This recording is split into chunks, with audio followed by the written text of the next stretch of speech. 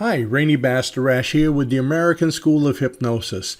Do you ever find yourself getting anxious when doing public speaking, standing in front of a crowd, or meeting someone new? In today's video, I'd like to speak to you about this. But before I do, if you're new to our channel, I'd like to welcome you and invite you to go ahead and subscribe by clicking on the subscribe button below this video and clicking on that little bell. This way you'll be notified when we come up with new content designed to help you. So let's go ahead and get started.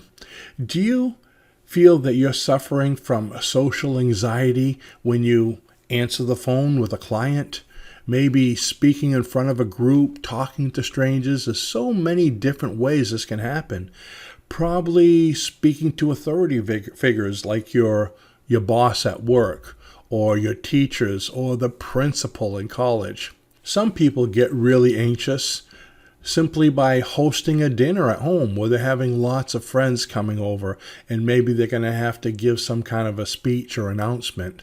Or how about when you're talking to someone attractive for the first time, introducing yourself? So what kind of things can you do if you're having this anxiety? Well, there's a few of them. One of the first ones is to realize that you're not alone. Most people have some degree of social anxiety. So the person that you're speaking to, when you find yourself experiencing anxiety, they're probably just as anxious about speaking back to you. So keep in mind that it is very common. So one of the biggest things that you could do, or probably quickest things you could do, is just pause to examine what's going on. Take a deep breath and try to realize, why are you anxious? Are you afraid you're going to say something wrong? If it's with your boss, are you not prepared? So there's a lot of things that you can do. Matter of fact, just imagine right now the person that maybe you have to speak to. Before you go to speak to them, if you have to speak to your boss this afternoon, imagine yourself doing it right now. Why do you feel anxious? If you're feeling anxious because you're not prepared, then take time to prepare. I know a lot of public speakers, when they feel nervous, it's usually because they don't know their material. Because if you know your material well enough, if you're prepared, it comes out a lot easier and you can speak with more confidence.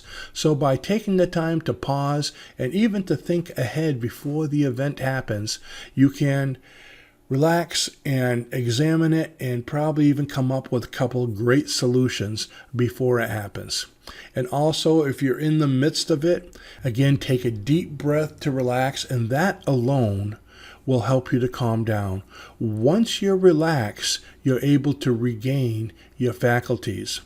You know, when you prepare for something, all the things that you study and you prepare for are stored in the alpha brainwave state. That's where all your short-term memories are stored. But when you're nervous, like right now in the busy state, it's like that door where your short-term memories are is closed. Everything is hidden so you can't get to it. What opens the door? Going to alpha. How can you go to alpha quickly? Simply by taking a deep breath. So by taking a deep breath,